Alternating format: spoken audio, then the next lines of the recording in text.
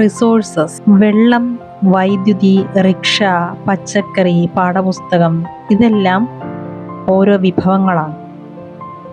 അവയെല്ലാം മനുഷ്യൻ ഉപയോഗിക്കുന്നുണ്ട്. അവയ്ക്ക് പ്രയോജനവുമുണ്ട്.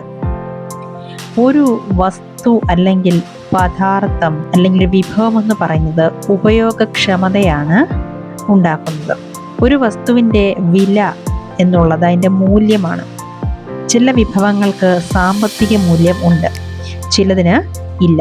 ഉദാഹരണത്തിന്, ലോഹങ്ങൾക്ക് ഒരു സാമ്പത്തിക മൂല്യം ഉണ്ട്. മനോഹരമായ ഒരു ഭൂപ്രകൃതിക്ക് അത് ഇല്ലായിരിക്കാം. എന്നാൽ രണ്ടും പ്രധാനവും മനുഷ്യ ആവശ്യങ്ങൾ തൃപ്തിപ്പെടുത്തുന്നതുമാണ്.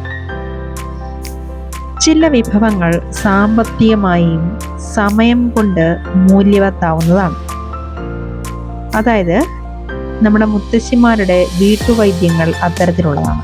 അതിൻ്റെ വാണിജ്യ മൂല്യം കുറവായിരിക്കും. എന്നാൽ അത് പേറ്റന്റ് ചെയ്ത് വിൽക്കുകയാണെങ്കിൽ നാളെ ഒരു മെഡിക്കൽ സ്ഥാപനത്തിന് അതിൽ നിന്നും സാമ്പത്തിക നേട്ടമുണ്ടാക്കാനായിട്ട് സാധിക്കും. പേറ്റന്റ് എന്ന് പറഞ്ഞാൽ ഏതെങ്കിലും ഒരു ആശയത്തിന് അല്ലെങ്കിൽ ഒരു കണ്ടുപിടുത്തത്തിന് മുകളിലുള്ള പ്രത്യേക അവകാശത്തെയാണ് പേറ്റന്റ് എന്നതുകൊണ്ട് ഉദ്ദേശിക്കുന്നത്. സമയവും സാങ്കേതിക വിദ്യയും രണ്ട് പ്രധാന ഘടകങ്ങളാണ്. പദാർത്ഥങ്ങളെ നമുക്ക് വിഭവങ്ങളാക്കി മാറ്റാൻ കഴിയുന്നു. രണ്ടും ജനങ്ങളുടെ അല്ലെങ്കിൽ മനുഷ്യരുടെ ആവശ്യങ്ങളുമായിട്ട് ബന്ധപ്പെട്ടിട്ടുള്ളവയാണ്. അതിൽ പ്രധാനപ്പെട്ട ഒരു വിഭവം, ഒരു റിസോഴ്സാണ് നമ്മുടെ മനുഷ്യർ. അതായത് അവരുടെ ആശയങ്ങൾ, അറിവുകൾ തുടങ്ങിയവയൊക്കെ കൂടുതൽ വിഭവങ്ങൾ, കൂടുതൽ റിസോഴ്സസുകൾ സൃഷ്ടിക്കുന്നതിലേക്ക് അല്ലെങ്കിൽ കൂടുതൽ കണ്ടുപിടുത്തങ്ങളിലേക്ക് നയിക്കുന്നു. ഓരോ കണ്ടുപിടുത്തവും മറ്റുള്ളവരെ അതിൽ നിന്നും മറ്റു പലതിലേക്കും കണ്ടുപിടിക്കുന്നതിന് നയിക്കുന്നു. തീയുടെ കണ്ടെത്തൽ പാചക രീതിയിലേക്ക് നയിച്ചു. ചക്രത്തിൻ്റെ കണ്ടുപിടുത്തം പുതിയ ഗതാഗത മാർഗങ്ങളുടെ ആത്യന്തികമായ വികസനത്തിൽ കലാശിച്ചു. ഇങ്ങനെ ഒന്ന് മറ്റൊന്നിന് വഴിമാറിക്കൊണ്ടിരിക്കുന്നു. അല്ലെങ്കിൽ ഒരു വിഭവത്തിൻ്റെ കണ്ടുപിടുത്തം, ഒരു റിസോഴ്സസിൻ്റെ കണ്ടുപിടുത്തം മറ്റൊരു റിസോഴ്സസിലേക്ക് നീങ്ങുന്നതിനായിട്ട് അതിനുള്ള സാഹചര്യം ഒരുക്കി. റിസോഴ്സസുകൾ അഥവാ വിഭവങ്ങൾ രണ്ട് തരമുണ്ട്.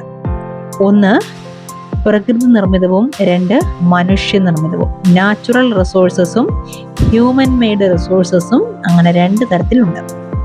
പ്രകൃതി വിഭവങ്ങൾ എന്നുള്ളത് പ്രകൃതിയിൽ നിന്നും എടുത്തതും വളരെയധികം പരിഷ്കാരങ്ങൾ കൂടാതെ തന്നെ ഉപയോഗിക്കുന്നതുമായ വിഭവങ്ങളെയാണ് നമ്മൾ നാച്ചുറൽ റിസോഴ്സസ് അഥവാ പ്രകൃതി വിഭവങ്ങൾ എന്ന് വിളിക്കുന്നത്.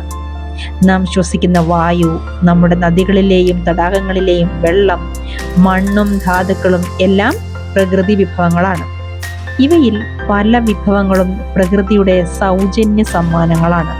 അവ നേരിട്ട് ഉപയോഗിക്കാൻ കഴിയുന്നു. ചില സന്ദർഭങ്ങളിൽ ഉപകരണങ്ങളും സാങ്കേതിക വിദ്യയും ആവശ്യമായി വന്നേക്കാം. പ്രകൃതി വിഭവങ്ങൾ നാം ഏറ്റവും മികച്ച രീതിയിലാണ് ഉപയോഗിക്കേണ്ടത്. പ്രകൃതി വിഭവങ്ങളെ വീണ്ടും വിശാലമായി തരംതിരിക്കുകയാണെങ്കിൽ നമുക്ക് റിന്യൂവബിൾ ആയിട്ടുള്ളതും അതായത് പുതുക്കാവുന്നതും നോൺ റിന്യൂവബിൾ ആയിട്ടുള്ളതുമായ വിഭവങ്ങളുണ്ട്. അതായത് പുതുക്കാൻ സാധിക്കാത്തതുമായ വിഭവങ്ങൾ. പുനരുപയോഗിക്കാവുന്ന വിഭവങ്ങൾ എന്നത് പുതുക്കപ്പെടുന്നവയാണ് അല്ലെങ്കിൽ വീണ്ടും ഉണ്ടാകുന്നവയാണ്. ഇവയിൽ ചിലത് പരിധിയില്ലാത്തവയാണ്. ഉദാഹരണം പറയുകയാണെങ്കിൽ സൗരോർജം, കാറ്റ് തുടങ്ങിയവ മനുഷ്യരുടെ പ്രവർത്തനങ്ങളിൽ അവയ്ക്കൊന്നും യാതൊരുവിധ കേടുപാടുകളോ മറ്റും സംഭവിക്കുന്നില്ല. മനുഷ്യ പ്രവർത്തനങ്ങൾ ഇവയെ ബാധിക്കുന്നില്ല. അതുകൊണ്ട് തന്നെ ഇവ പുനരുപയോഗിക്കാവുന്നവയാണ്. ചില വിഭവങ്ങളുടെ അശ്രദ്ധമായ ഉപയോഗം അവയുടെ കളക്ഷൻ, അവയുടെ ശേഖരത്തെ ബാധിക്കാറുണ്ട്. ഉദാഹരണം പറയുകയാണെങ്കിൽ വെള്ളം, മണ്ണ്, കാട് ഒക്കെ അതിന് ഉദാഹരണമാണ്. വെള്ളം പരിധിയില്ലാത്ത പുനരുൽപ്പാദിപ്പിക്കാവുന്ന വിഭവമാണെന്ന് തോന്നുമെങ്കിലും പ്രകൃതിദത്ത ജലസ്രോതസ്സുകളുടെ ക്ഷാമവും വറ്റി വരണ്ടതുമായ അവസ്ഥ ഇന്ന് ലോകത്തിൻ്റെ പല ഭാഗങ്ങളിലും നേരിടുന്ന ഒരു പ്രധാന പ്രശ്നമാണ്. ഇനി പുനരുൽപാദിപ്പിക്കാനാവാത്ത വിഭവങ്ങൾ ഏതൊക്കെയാണെന്ന് നോക്കിയാൽ നോൺ റിന്യൂവബിൾ റിസോഴ്സസ് അവ ഏതൊക്കെയാണെന്ന് നോക്കിയാൽ പരിമിതമായിട്ട് അവയ്ക്ക് സ്റ്റോക്ക് ഉണ്ടാവുകയുള്ളൂ. അത് തീർന്നു കഴിഞ്ഞാൽ ആയിരക്കണക്കിന് വർഷങ്ങളെടുക്കും അത് പുനഃസ്ഥാപിക്കാനോ പുതുക്കാനോ. ഈ കാലയളവ് മനുഷ്യ ജീവിതത്തെക്കാൾ വളരെ കൂടുതലായതിനാൽ അത്തരം വിഭവങ്ങൾ പുനരുൽപാദിപ്പിക്കാനാവാത്തതായി കണക്കാക്കുന്നു. കൽക്കരി, പെട്രോളിയം, പ്രകൃതിവാതകം തുടങ്ങിയവ അതിന് ഉദാഹരണങ്ങളാണ്. പ്രകൃതി വിഭവങ്ങളുടെ വിതരണം ഭൂപ്രദേശം, കാലാവസ്ഥ, ഉയരം തുടങ്ങിയ ഭൗതിക ഘടകങ്ങളെ ആശ്രയിച്ചിരിക്കുന്നു. വിഭവങ്ങളുടെ വിതരണം എല്ലായിടത്തും ഒരുപോലെയല്ല. കാരണം ഈ ഭൗതിക ഘടകങ്ങൾ പലയിടത്തും വളരെയധികം വ്യത്യാസപ്പെട്ടാണ് ഇരിക്കുന്നത്. ഇനി മനുഷ്യനിർമ്മിത വിഭവങ്ങൾ എന്തൊക്കെയാണെന്ന് നോക്കിയാൽ ചിലപ്പോൾ പ്രകൃതിദത്ത പദാർത്ഥങ്ങൾ വിഭവങ്ങൾ മാത്രമായി മാറുന്നു. അവയുടെ യഥാർത്ഥ രൂപം മാറുമ്പോൾ മാത്രമാണ് അത് ഉപയോഗക്ഷമമാകുന്നത്. അതായത് ഉദാഹരണം പറയുകയാണെങ്കിൽ ഇരുമ്പയിര് ആളുകൾ അതിൽ നിന്നും ഇരുമ്പ് വേർതിരിച്ചെടുക്കാൻ പഠിക്കുന്നത് വരെ അതൊരു വിഭവം ആയിരുന്നില്ല, അതൊരു റിസോഴ്സ് ആയിരുന്നില്ല. കെട്ടിടങ്ങൾ, പാലങ്ങൾ, റോഡുകൾ, യന്ത്രങ്ങൾ, വാഹനങ്ങൾ തുടങ്ങിയവ നിർമ്മിക്കാൻ ആളുകൾ പ്രകൃതി വിഭവങ്ങൾ ഉപയോഗിക്കുന്നു. ഇവ മനുഷ്യനിർമ്മിത വിഭവങ്ങൾ എന്ന് അറിയപ്പെടുന്നു. ഒരു മനുഷ്യനിർമ്മിത വിഭവമാണ് സാങ്കേതിക വിദ്യ, അതായത് ടെക്നോളജി. ഇനി ഹ്യൂമൻ റിസോഴ്സിനെ കുറിച്ച് നോക്കുകയാണെങ്കിൽ ആളുകളുടെ എണ്ണത്തെയും അതായത് അളവിനെയും കഴിവുകളെയും, കഴിവുകൾ എന്ന് പറയുമ്പോൾ മാനസികവും ശാരീരികവുമായ കഴിവുകളെയും സൂചിപ്പിക്കുന്നതാണ് ഹ്യൂമൻ റിസോഴ്സ് എന്നുള്ളത്. എങ്കിലും മനുഷ്യരുടെ വീക്ഷണങ്ങൾ വ്യത്യസ്തമാണ്. എങ്കിലും അവരെ ഒരു നല്ല റിസോഴ്സസ് ആയിട്ട് ഉപയോഗിക്കാനായിട്ട് സാധിക്കുന്നു. ആളുകൾക്ക് പ്രകൃതിയെ മികച്ച രീതിയിൽ ഉപയോഗിച്ച് കൂടുതൽ വിഭവങ്ങൾ സൃഷ്ടിക്കാൻ കഴിയും. അതിനുള്ള അറിവും വൈദഗ്ധ്യവും സാങ്കേതിക വിദ്യയും ഇന്ന് നിലവിലുണ്ട്. അതുകൊണ്ടാണ് മനുഷ്യൻ ഒരു പ്രത്യേക വിഭവമാണ്, അല്ലെങ്കിൽ ഹ്യൂമൻ ഒരു സ്പെഷ്യൽ റിസോഴ്സസ് ആണ് എന്ന് പറയുന്നത്. ആളുകൾ മനുഷ്യ വിഭവ ശേഷിയാണ്. വിദ്യാഭ്യാസവും ആരോഗ്യവും ആളുകളെ വിലപ്പെട്ട വിഭവമാക്കാൻ സഹായിക്കുന്നു.